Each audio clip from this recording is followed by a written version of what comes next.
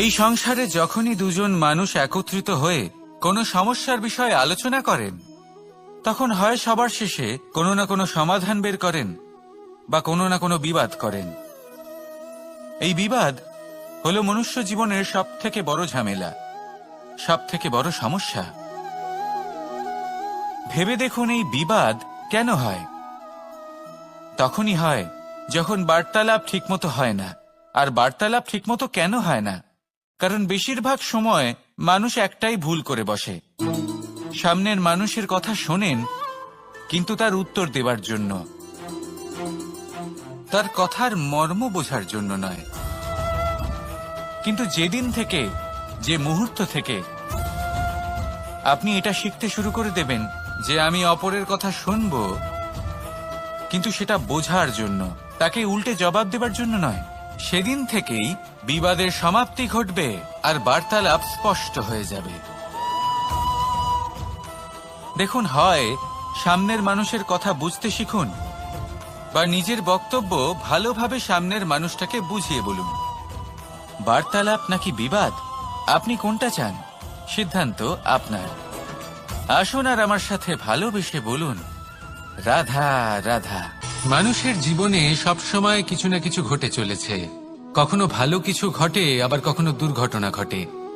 এবার যখনই কোনো দুর্ঘটনা ঘটে, মানুষ ঈশ্বরের কাছে প্রার্থনা করে যে হে ঈশ্বর, আমাকে রক্ষা করুন, এই বিপদ থেকে আমাকে উদ্ধার করুন। বা সে সেই সমস্ত দোষ চাপিয়ে দেয় নিজের প্রারব্ধ, নিজের ভাগ্যের ওপর। কিন্তু যদি আপনি গভীরভাবে ভাবেন, তাহলে প্রত্যেক দুর্ঘটনা, বাধা এবং বিপদ আপনার জীবনে শুধু একটাই উদ্দেশ্য নিয়ে আসে, আপনাকে আরো যোগ্য করে তোলার জন্য। যদি আপনাদের একটা উদাহরণ দিই, বর্ষার ঋতুতে যখন প্রচন্ড মাত্রায় বৃষ্টি পড়ে, ছাদ থেকে জল পড়তে থাকে, তখন আপনি নিশ্চিত করে নেন, স্থির করে নেন যে এবার আমি এই ছাদকে নতুন করে বানিয়ে তুলব, আরো শক্তিশালী বানিয়ে তুলব, আরো দৃঢ় বানাবো।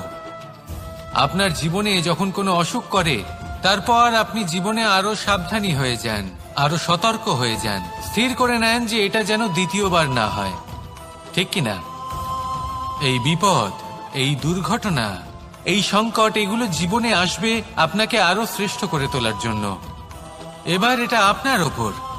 আপনি একে ভাগ্যের পরিহাস বলে মনে করবেন, নাকি ঈশ্বরের সংকেত মনে করবেন, যিনি আপনাকে আরো শ্রেষ্ঠ করে তুলতে চান? সিদ্ধান্ত আপনারই। আসুন আর আমার সাথে ভালোবেসে বলুন, রাধা রাধা।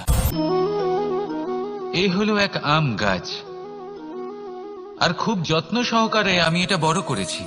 প্রথমে বীজ বপন করেছি, তারপর সিঞ্চন করেছি, তারপর এর থেকে অঙ্কুর বেরিয়েছে, তারপর দিন প্রতিদিন আমি এতে জল দিয়েছি। আস্তে আস্তে ওর পাতা বেরিয়েছে, তারপর ও একটা গাছের আকার ধারণ করেছে।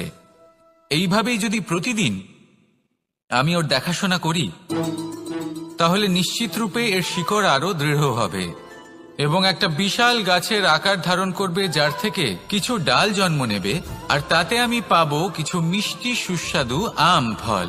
এবার আম তো সকলের প্রিয়, সকলের পছন্দের ফল, সকলে খেতে চান।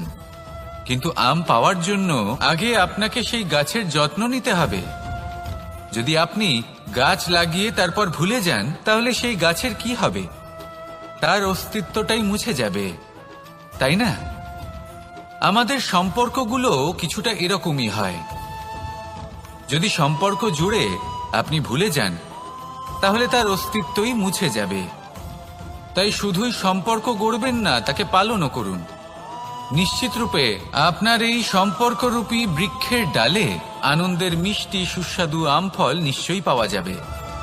তাহলে প্রত্যেক দিন প্রত্যেক সম্পর্ক পালন করুন, তার থেকে আনন্দ লাভ করুন। এই মন ভালোবেসে বলবে, রাধা রাধা। হাস্য, হাসি জীবনে অত্যন্ত মূল্যবান হয়। কথায় আছে যে হাসি এবং হাস্য আমাদের জীবনে ওষুধের মতো কাজ করে, আমাদের সুস্থ রাখে, আমাদের জীবনের অনুভূতিগুলিকে আরো সুন্দর করে তোলে। কিন্তু প্রত্যেক ওষুধের মতোই এর সাথেও এটাই হয়। প্রত্যেক ওষুধ সঠিক সময় সঠিক মাত্রায় সঠিকভাবে গ্রহণ করতে হয়। যদি এরকম না হয় তাহলে এই ঔষধও শরীরের ক্ষতি করে দিতে পারে। এবার আপনি ভাবতে পারেন হাসি থেকে কিভাবে ক্ষতি হতে পারে। আপনি যদি অন্য কারোর উপরে হাসেন তাহলে হয়তো তার মনে কষ্ট হতে পারে, তার অন্তরের মিত্র হয়তো শেষ হয়ে যেতে পারে আর অন্তরের শত্রু জেগে উঠতে পারে। কিন্তু এটাই যদি আমরা সকলকে সাথে এনে সকলের সাথে হাসি, তাহলে হয়তো আমাদের অন্তরের এই হৃদয়ের ভেতরে লুকিয়ে থাকা যে শত্রু তা শেষ হয়ে যেতে পারে আর অন্তরের বন্ধুসত্তা প্রকাশিত হতে পারে। ঠিক কি না? এবার আপনাকে উদাহরণ দিই। যখন দ্রৌপদী দুর্যোধনকে নিয়ে হেসেছিল তখন তা মহাভারতের সৃষ্টির কারণ হয়েছিল। কিন্তু সেইখানেই যখন পার্থ আর মাধব একসাথে বসে মৃদুমন্দ হাসতেন তখন ধর্ম স্থাপন করা হয়েছিল। তা আপনি কি চান? কাউকে নিয়ে হেসে তাকে আঘাত করতে চান, নাকি সকলকে একসাথে এনে তাদের হাসিয়ে তুলে ধনাত্মক প্রভাব ফেলতে চান? সিদ্ধান্ত আপনার। আসুন আর আমার সাথে ভালোবেসে বলুন রাধা রাধা। অনেক সময় আমাদের মনেই ভাবনা আসে যে আমাদের নিরীহ স্বভাবের সুযোগ নিয়ে এই সংসারের মানুষ শুধু আমাদের দুঃখই দেয়। কতবার এমন মনে হয় যে আমরা সবাইকে সাহায্য করার জন্য এগিয়ে যাই আর সকলে আমাদেরই দোষ দেয়। অনেক সময় এমন মনে হয় যে আমরা শুধুই সৎকর্ম করি, সকলের ভালো চাই, কিন্তু সকলে আমাদেরই বিষয়ে খারাপ কথা বলতে থাকে। দুঃখ হয়, কিন্তু আমাদের এটা ভেবে দেখা উচিত যে মানুষ আম গাছের গায়ে পাথর ছোড়ে, শাল গাছের গায়ে পাথর কেন ছোড়ে না? কারণ এই আম গাছে পাওয়া যায় মিষ্টি এবং সুস্বাদু ফল। অন্যদিকে শাল গাছ থেকে আমরা কি পাই? শুধুই কাঠ। তাই যদি আপনাকে কেউ কথা শোনায়, আপনাকে কোনো কিছুতে বাধ্য করার চেষ্টা করে, আপনার বিষয়ে অনুচিত কথা বলে, তাহলে নিশ্চয়ই আপনার মধ্যে এমন বিশেষ কিছু আছে যা তাদের মধ্যে নেই। নিজের মধ্যে আত্মবিশ্বাস বাড়িয়ে তুলুন, ধনাত্মক ভাব আনুন, সৎকর্ম করতে থাকুন। কোনো কটুতা এই মনে প্রবেশ করতে দেবেন না। এই মন সুপ্রসন্ন হয়ে বলবে রাধা রাধা। সিংহ। কথায় আছে সিংহ হলো বনের রাজা, কিন্তু যখন সিংহের তথা বনের রাজার খিদে পায় তখন তাকেও বাইরে এসে কর্ম করতে হয়। কোন হরিণ নিজে সিংহের সামনে এসে এটা বলে না যে আরে আপনি হলেন বনের রাজা, আপনি আমাকে ভোজন রূপে গ্রহণ করুন, আমি নিজের প্রাণদান করতে প্রস্তুত রয়েছি। এমন তো কখনোই হয় না। সিংহকে গুহা থেকে বাইরে বেরোতেই হয়, বনে ঘুরে বেড়াতে হয়, ধৈর্য ধরতে হয়, বিভিন্ন ধরনের পরিশ্রম করার পরেই তার ক্ষুধা নিবারণ হয়। হরিণ নিজে থেকে তার কাছে চলে আসে না। সেইভাবেই জীবনে কি সাফল্য আমাদের কাছে নিজে থেকে হেঁটে আসে? কখনোই আসে না। ততক্ষণ আসে না যতক্ষণ না আমরা পরিশ্রমের পথে চলা শুরু করছি। পরিশ্রম করতে থাকুন, এই পরিশ্রমের পথে অগ্রসর হতে থাকুন। যতক্ষণ আপনি পরিশ্রমের পথ ধরে এগোতে থাকবেন, সাফল্য আপনার কাছে আপনা আপনিই চলে আসবে। তাহলে জীবনে নিরন্তর প্রয়াস করুন, পরিশ্রম করতে থাকুন, সাফল্য লাভ করুন, আর আমার সাথে ভালোবেসে বলুন রাধা রাধা। জীবনে ক্ষমা চাওয়া তাও কিছুটা সহজ, ক্ষমা করতে পারা অত্যন্ত কঠিন। ক্ষমা দুই অক্ষরের এই শব্দ হতে পারে, কিন্তু অত্যন্ত বড় এই শব্দ, অত্যন্ত গুরুত্বপূর্ণ এই শব্দ। কখনো কখনো অন্য কাউকে ক্ষমা করে দেওয়া তাও কিছুটা সহজ কাজ, কিন্তু নিজেকে ক্ষমা করতে পারা অত্যন্ত কঠিন হয়ে দাঁড়ায়। অতীতে যদি আমাদের এমন কোনো ভুল হয় যে কারণে আমরা নিজেকে ক্ষমা করতে পারি না, অনেক সময় এমন কিছু ভুল করে বসি যে বিষয় শুধু আমরাই জানি, কিন্তু আমরা নিজেকে ক্ষমাই করতে পারি না, আর আমাদের বিকাশ সেখানে স্তব্ধ হয়ে যায়। কারণ যদি আপনি ক্ষমা করতে না শেখেন, নিজেকে ক্ষমা যদি না করতে পারেন, তাহলে তা আপনার জীবনের সব থেকে বড় বাধা হয়ে দাঁড়াবে। সেই জন্য জীবনে অবশ্যই শিখুন যে কিভাবে নিজেকে ক্ষমা করতে হয়, আর শিখুন যে আগের করা ভুল আবার কি করে না করা যেতে পারে। এই মন হালকা হবে আর প্রসন্ন হয়ে বলবে, রাধা রাধা। আপনি কখনো কোনো সরোবরের দিকে তাকান যার জল হলো শান্ত, স্থির। আপনি স্পষ্ট দেখতে পাবেন সেই সরোবরের তলদেশে কি রয়েছে। তাতে সাঁতরে বেড়াচ্ছে সুন্দর মাছ, চকচকে কিছু পাথর, স্বর্ণরূপী বালি, সবই আপনি দেখতে পাবেন। কিন্তু যখনই আপনি একটা ছোট্ট পাথর তুলে সেই জলে ছুঁড়ে ফেলবেন, তখন সেই জল বিচলিত হবে আর সেই স্পষ্টতা ন্যূনতম হয়ে যাবে। তারপর কিছুই স্পষ্টভাবে দেখা যাবে না। এই ঘটনা মানুষের সাথেও ঘটে। মানুষ যদি বিচলিত হয়ে পড়ে, তখন সে বুঝতে পারে না যে বর্তমানে কি হয়ে চলেছে আর ভবিষ্যতে কি করা উচিত।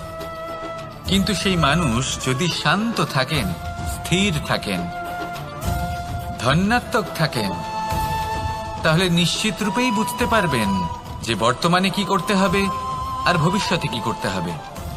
তাই নিজের মধ্যে সেই স্থিরতা আনুন, সেই ধৈর্য ধরুন, নিজেকে শান্ত রাখুন আর সবার মধ্যে ভালোবাসা ছড়িয়ে দিন।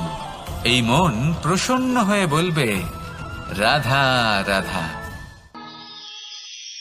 সম্পর্ক এ হলো এক বন্ধন যা আমাদের এক সূত্রে বেঁধে রাখে। কিন্তু এমন কিছু ব্যক্তি থাকেন যারা এই সম্পর্কের বিষয়ে নিজস্ব একটা ধারণা করে ফেলেন যে সম্পর্ক এরকম হওয়া উচিত, সম্পর্ক সেরকম হওয়া উচিত। আমি এই সম্পর্কের জন্য কত কিছু করেছি এই ব্যাখ্যা করতে থাকেন আর তার বদলে অনেক কিছু প্রত্যাশাও করেন। কিন্তু সত্য হলো এটাই যে সব সম্পর্ক একরকমের হয় না, কিন্তু প্রত্যেক সম্পর্কের একটা বিশেষত্ব থাকে। যেমন চোখ আর নাকের এই সম্পর্ককেই দেখুন।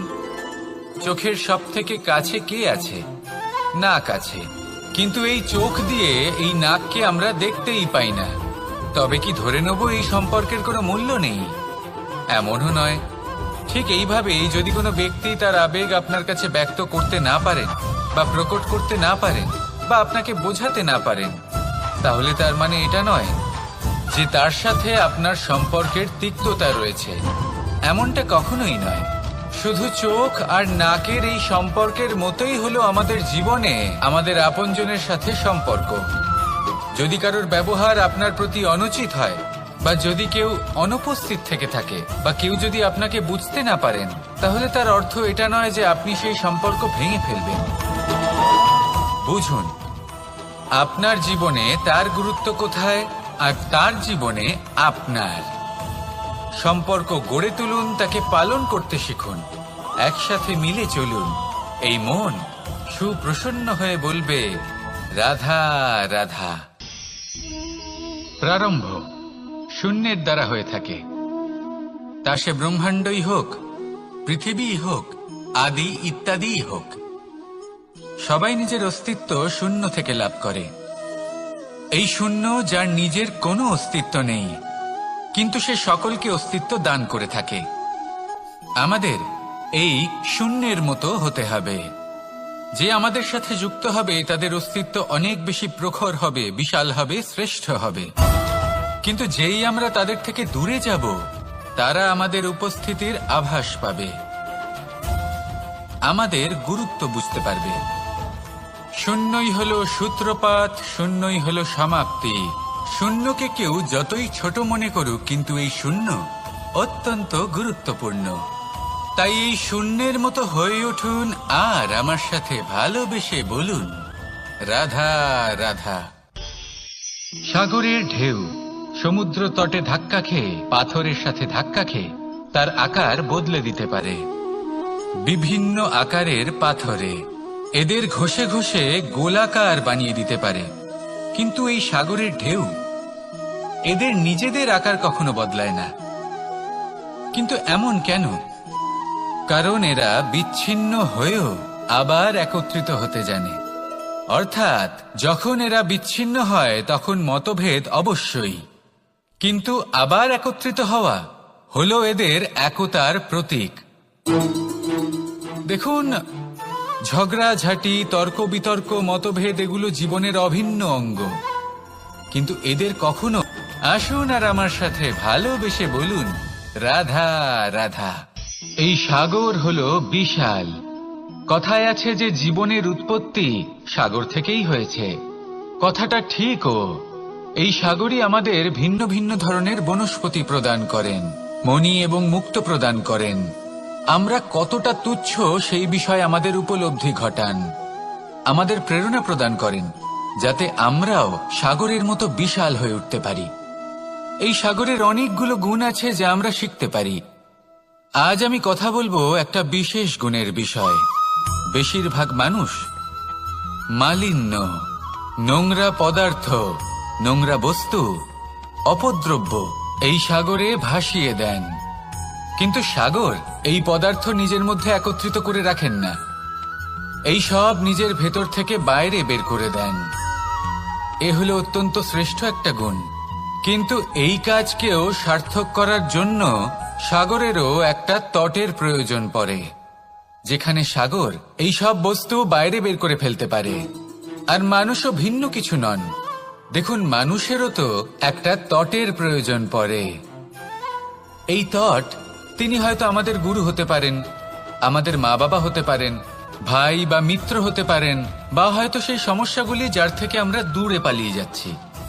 কারণ যখন আপনি এই সমস্যাগুলির সম্মুখীন হবেন, শেষ পর্যন্ত আপনি শিক্ষাই পাবেন। সব থেকে বেশি গুরুত্বপূর্ণ এই মনকে পবিত্র রাখা। আর তার জন্য একটাই উপায় আছে, এই মন তার মন্থন করা। যদি এই মনের মন্থন করেন তাহলে পূর্ণরূপে পবিত্র হবেন। আর এই মন, আপনি তো জানেনই, প্রসন্ন হয়ে বলবে রাধা রাধা। নেকড়ে, নেকড়ের বিষয়ে আমরা সকলে জানি। ওরা খুবই নিষ্ঠাবান এবং অত্যন্ত সতর্ক থাকেন, ছোট ছোট মূর্খতা করে বসেন। এনারা হাড় চিবোতে খুব ভালোবাসেন, কিন্তু চিবোতে চিবোতে এদের মাড়ি ছড়ে যায়, সেখান থেকে রক্তপাত হতে থাকে। সেই রক্ত ওনারা পান করেন, আর ওনাদের মনে হয় এই রক্ত হাড় থেকেই পাচ্ছেন। ওনারা ভাবেন যে এই হাড় চিবিয়ে আমরা আনন্দ লাভ করছি, কিন্তু আসল সত্য হলো এটাই যে ওনারা নিজেদেরই ক্ষতি করছেন। আমরা মানুষ, আমাদের সাথেও এমনটাই হয়।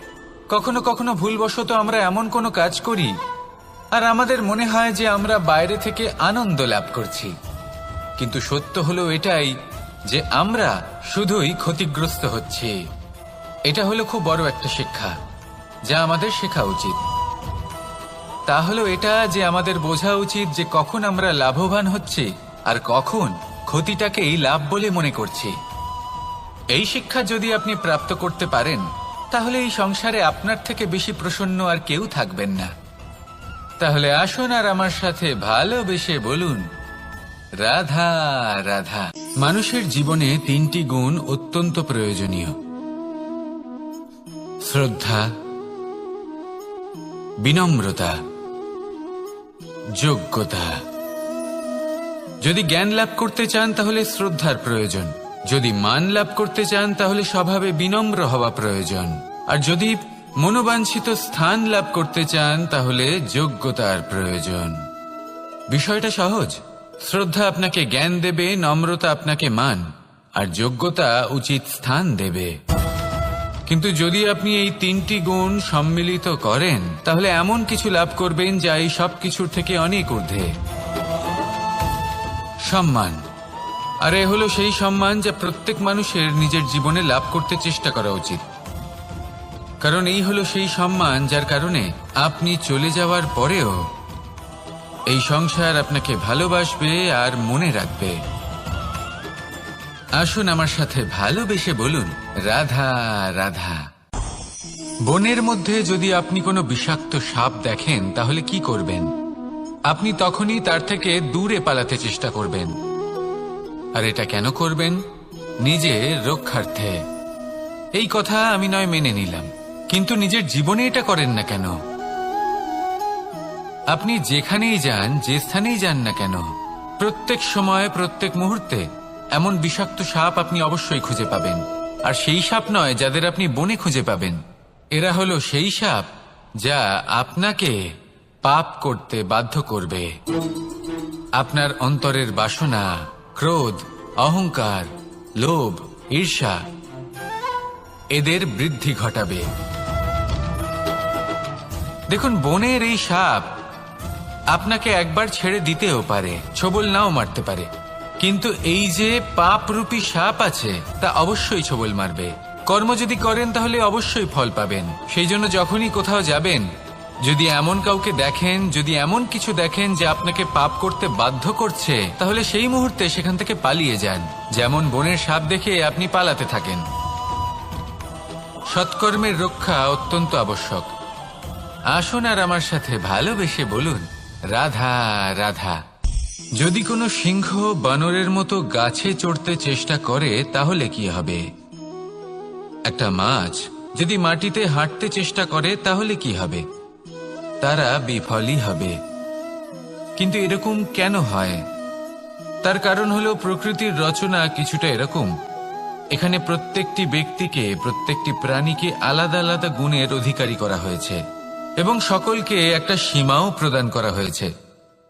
এবার এই যে বৃক্ষ, পশু, পাখি, এদের মধ্যে সেই ক্ষমতাই নেই যে এরা নিজেদের যাচাই করতে পারবে, নিজেদের সীমাগুলো বুঝতে পারবে, নিজেদের সদ্গুণগুলো চিনতে পারবে। এরা সেটা করতে পারবে না।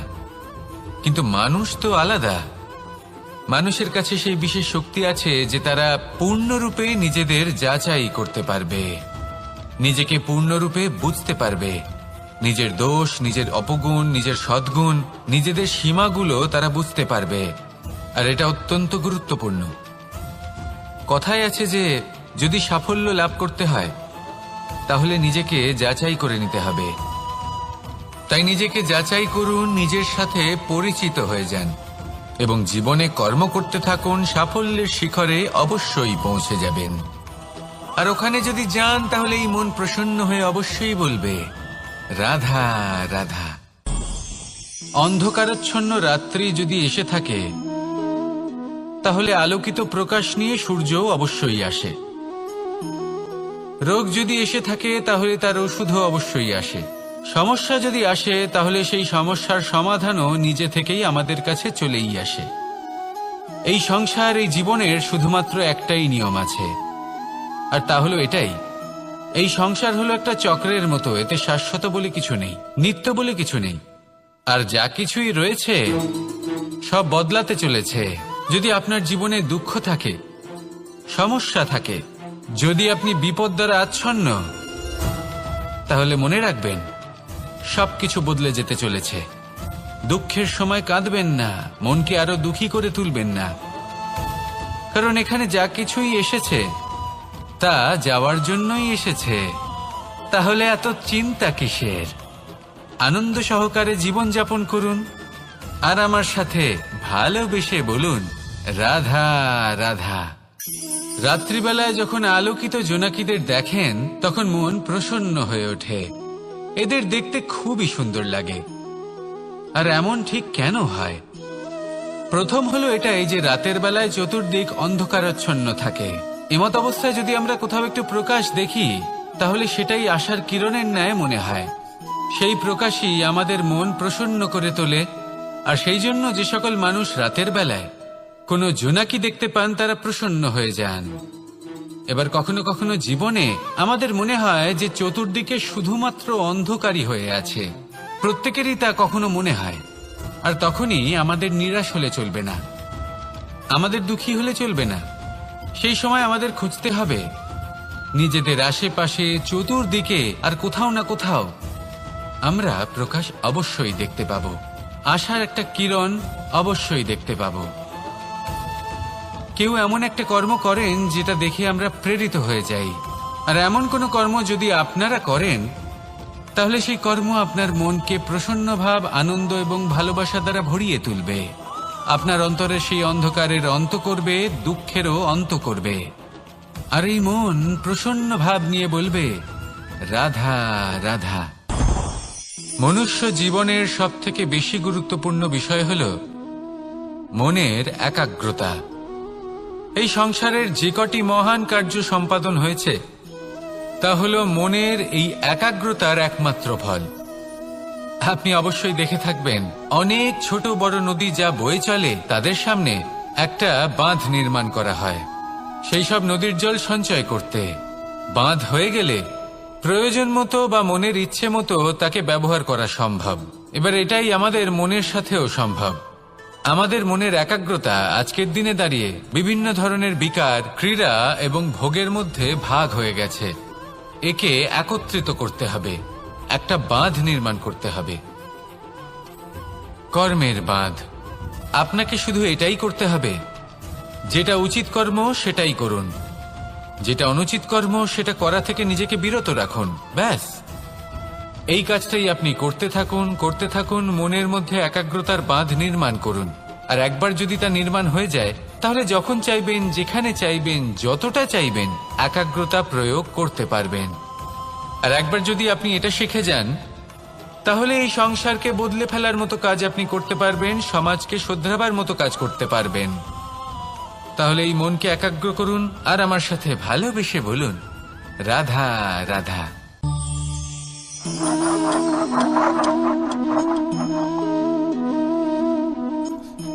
কোনো ব্যক্তিকে নিশ্চয়ই দেখেছেন যিনি নিজে কাঠ কাটার এই কাজে নিপুণ এবং অভিজ্ঞ।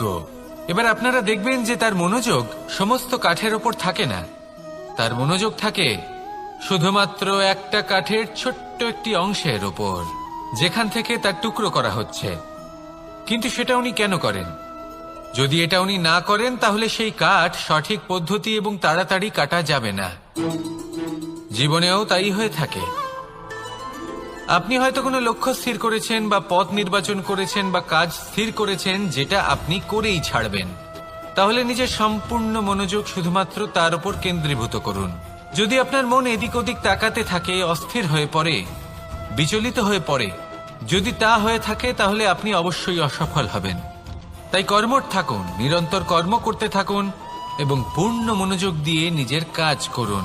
নিজের পথে অগ্রসর হন বা নিজের লক্ষ্য প্রাপ্ত করতে চেষ্টা করুন। তারপর দেখুন কি হয়, কিভাবে উচিত পথে এবং তীব্র গতিতে আপনার লক্ষ্য আপনার কাছেই পৌঁছে যায়। আর আপনার এই মন প্রসন্ন হয়ে বলে, রাধা রাধা। কখনো কোনো নদীকে দেখেছেন? একই আকার, একই স্থান, শুধু প্রবাহিত হতে থাকে। এর মধ্যে কখনো কোনো অপদ্রব্য ফেলে দেখুন, দেখবেন সেটা বেশিক্ষণ সেখানে থাকে না। সেটা নদীর সাথে বইতে থাকে আর বয়ে যেতে যেতে সাগরে সমাহিত হয়ে যায়, আর শেষ পর্যন্ত সাগর সেটাকে তটে ফেলে দেয়। কিছুটা এমন হওয়া উচিত আমাদের বিচারধারাও। এক স্থানে তা স্থগিত হওয়া উচিত নয়, এটা সবসময় প্রবাহমান হওয়া উচিত। তবেই আমাদের চেতনা, আমাদের মূল্যবোধ এবং আমাদের স্মৃতি, এই তিনটি শ্রেষ্ঠ থাকবে। আর এটাই হলো পুকুর এবং নদীর মধ্যে পার্থক্য। নদীতে জল সবসময় বয়ে চলে, সেই জন্য পবিত্র থাকে, শুদ্ধ থাকে এবং পরিষ্কার থাকে। আর সেখানে এই পুকুরের তলদেশে সব জমা হতে থাকে, আর সেই জন্য তা অপবিত্র হয়ে যায়। তাই সবসময় এই বিচারধারা প্রবাহমান রাখুন। যদি মনে কোনো ভাবনা চলে আসে, সেখানেই থেকে যায় এবং বিদ্যে থাকে, তাহলে তা বের করে দিন, তাকেও বয়ে যেতে দিন, এবং তার যা উত্তর হবে তা সময়ের সাথে আপনার সামনেই চলে আসবে। শুধুই নদীর মতো প্রবাহমান হন আর আমার সাথে ভালোবেসে বলুন, রাধা রাধা। এই সংসারে সাফল্য লাভ করার জন্য জ্ঞানের প্রয়োজন হয়, পরিশ্রমের প্রয়োজন হয়, দৃঢ় নিষ্ঠার প্রয়োজন হয়, নিরন্তর চেষ্টা করা প্রয়োজনীয়। কিন্তু আরো কিছু আছে যা অত্যন্ত প্রয়োজনীয় এবং গুরুত্বপূর্ণ। তা হলো ভালো বন্ধু। তাদের থাকা অত্যন্ত প্রয়োজনীয়। যদি ভালো বন্ধু থাকে, তাহলে সময় এলে তারা ঢাল হয়ে আপনাকে সুরক্ষা করবেন। সময় এলে অস্ত্রের মতো শত্রুকে সংহারও করবেন। যদি তিনি জ্ঞানী হন, তাদের মধ্যে সদ্গুণ থাকে, তাহলে এই সব গুণ আপনার মধ্যেও প্রবেশ করবে। তাহলে সাফল্যের জন্য ভালো বন্ধু পাওয়া অত্যন্ত প্রয়োজনীয়। কিন্তু শুধু বন্ধু কেন, ভালো শত্রুও থাকা প্রয়োজনীয়। এবার আপনি ভাববেন, এ আমি কি বললাম? যদি আপনার জীবনেও ভালো অর্থাৎ শক্তিশালী শত্রু থাকে, তাহলে আপনিও শক্তিশালী হতে থাকবেন। এই শত্রু আপনাকে প্রেরিত করবে আরো বেশি শক্তিশালী হয়ে ওঠার। কখনো কোনো হরিণকে দেখুন, তীব্র গতিতে দৌড়তে থাকে, কেন তীব্র গতিতে দৌড়য়? এই কারণে নয় যে কোথাও তার জন্য মধুর ঘাস অপেক্ষা করে রয়েছে, না। সে এই কারণে তীব্র গতিতে দৌড়য় কারণ সেটা না করলে তার পেছনে একটি সিংহ আছে যে ওকে নিজের ভোজন করে ফেলবে। তাই জীবনে বিপদ, সংকট এই সবকিছুও হলো অত্যন্ত গুরুত্বপূর্ণ। তার সম্মুখীন হতে শিখুন আর আমার সাথে ভালোবেসে বলুন, রাধা রাধা। আমরা সবাই ফল খাই, কিন্তু আমাদের সেই ফলই প্রিয় হয় যে পরিপক্ক হয়ে ওঠে, যেটা নম্র হয়, আর যে ফল অনেক বেশি মিষ্টি আর সুস্বাদু হয়ে থাকে, যাদের রঙে বাহার দেখা যায়। সেইভাবে জীবনে আমরা নানান মানুষের সাথে পরিচিত হই, কিন্তু সেই মানুষই আমাদের মন ছুঁয়ে যায় যারা বিনম্র স্বভাবের, যাদের বাণী খুব মধুর, যাদের অন্তরে আত্মবিশ্বাসের একটা তেজ, একটা রং দেখা যায়। এবার এমন ব্যক্তি আমরা কি করে হব? ঠিক সেইভাবেই যেমন একটা ফল রোদ, বর্ষা, শীত, বায়ু এই সকল সংকটময় পরিস্থিতির সম্মুখীন হয়ে পরিপক্ক হয়ে ওঠে, সেইভাবেই মানুষ সংকটময় পরিস্থিতির সম্মুখীন হয়ে পরিপক্ক হয়ে ওঠেন। যদি এই সংকটের সম্মুখীন হন তাহলে অভিজ্ঞ হবেন, আর এই অভিজ্ঞতাই শিক্ষা দিয়ে যাবে। এই অভিজ্ঞতা আমাদের শিখিয়ে দেয় যে আমাদের বিনম্র থাকতে হবে। অহংকার করে কোনো লাভ নেই। মধুর বাণীর যে কি মূল্য তা আমরা শিখতে পারি। এই অভিজ্ঞতাই আমাদের বুঝিয়ে দেয় যে উচিত অনুচিত কোনটা আমাদের দৃষ্টিভঙ্গি তৈরি করে, আর এই দৃষ্টিভঙ্গি দ্বারা আত্মবিশ্বাস জাগ্রত হয়।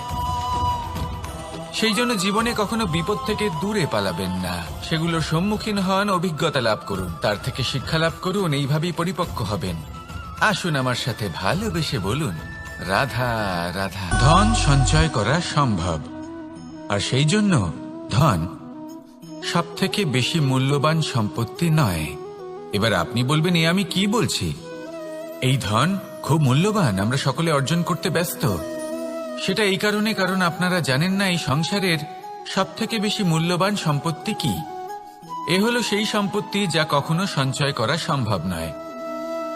আপনার কাছে যতই ধন থাকুক তা দিয়ে আপনি স্বাস্থ্য লাভ করতে পারেন, বাড়ি কিনতে পারেন, আদি ইত্যাদি, কিন্তু আপনি যতই ধনী হন না কেন ফেলে আসা দিনের একটা মুহূর্ত আপনি লাভ করতে পারবেন না। এই একটা মুহূর্ত, এই সময়, এটাই হলো সংসারের সব থেকে মূল্যবান সম্পত্তি। একবার চলে গেলে তা কখনোই ফিরে আসে না। আর এই মুহূর্ত যতই চলে যাক না কেন, আমরা স্মৃতির মাধ্যমে সেগুলি যাপন করতে পারি, তার আনন্দ উপভোগ করতে পারি। আর যার সাথে আমরা সময় অতিবাহিত করেছি তার স্মৃতিতে আমরা চিরকাল জীবিত থাকতে পারি। সেই জন্য সময় সব থেকে মূল্যবান সম্পত্তি, তাকে এইভাবে নষ্ট করবেন না। প্রত্যেকটা মুহূর্ত উপভোগ করুন, আনন্দ করুন, আর ভালোবেসে বলুন, রাধা রাধা। কনক, কি সুন্দর একটা শব্দ। এর অনেকগুলো রূপ রয়েছে, অনেকগুলো অর্থও রয়েছে। প্রথম অর্থ হলো স্বর্ণ, অর্থাৎ সম্পত্তি। দ্বিতীয় অর্থ ধুতুরা, অর্থাৎ গাছের ছোট একটা বীজ যা কিনা অত্যন্ত শক্তিশালী হয়। যদি বেশি মাত্রায় এর প্রয়োগ করা হয় তাহলে এটা বিষময় হয়ে উঠতে পারে। এই হলো সেই ধুতুরা যার প্রয়োগ মহাদেবের পুজোতে করা হয়। এবার প্রশ্ন হলো এটাই যে এই স্বর্ণ এবং এই ধুতুরার মধ্যে মিল কি রয়েছে। মিল হলো এটাই যে এই দুটোই মানুষকে মত্ত করে তোলে। ধুতুরা মানুষকে তখন মত্ত করে যখন তাকে সেবন করা হয়, কিন্তু স্বর্ণ, ধন, সম্পত্তি, মানুষ এটা যতটাই অর্জন করে নেয় সেটাই যথেষ্ট। এই স্বর্ণ মানুষের ভাবনা চিন্তা করার ক্ষমতাকে বশ করে ফেলে। মানুষ সম্পত্তির লোভে মত্ত হয়ে ওঠে, কারণ যে যত চমৎকারী, যতটা অমূল্য হয় তাকে সামলানো কিন্তু ততটাই কঠিন, তাই না? তাই মনে রাখবেন, ধন, স্বর্ণ, সম্পত্তি এগুলো ধুতুরার থেকেও অনেক বেশি বিষাক্ত হতে পারে। তাই এর ওপর আত্মসংযমের একটা কবচ পরিয়ে রাখবেন। এবং বিবেকের শক্তির সাথে এগুলো প্রয়োগ করুন, তবেই কল্যাণ হবে। আসুন আমার সাথে ভালোবেসে বলুন, রাধা রাধা। আমার কাছে যশোদা মা যেমন, আমার কাছে দেবকী মা যেমন, আমার কাছে ঠিক তেমনই হলেন গোমাতা। এবার ভেবে দেখার বিষয় হলো এটা যে এই সংসারে অসংখ্য প্রাণী আছে, একজন গাইকে একজন মায়ের মর্যাদা কেন দেওয়া হয়? তাহলে এর অনেকগুলো কারণ আছে।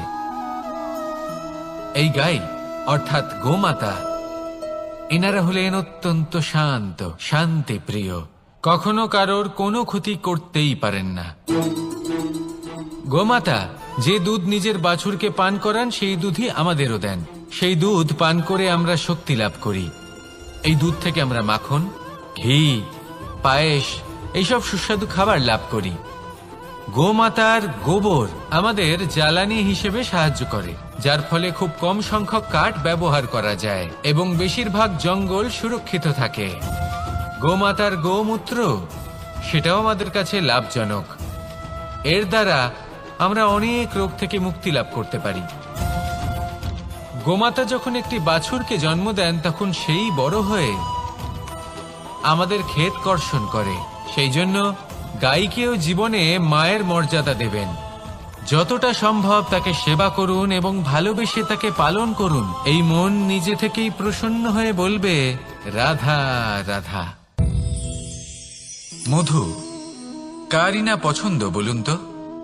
অত্যন্ত সুস্বাদু হয় এই মধু, মিষ্টি খেতে হয় এবং তা শক্তিও প্রদান করে। এবং প্রত্যেকটি মিষ্টি পদার্থের মতোই এতেও খুব তাড়াতাড়ি পিঁপড়ে ধরে যায়।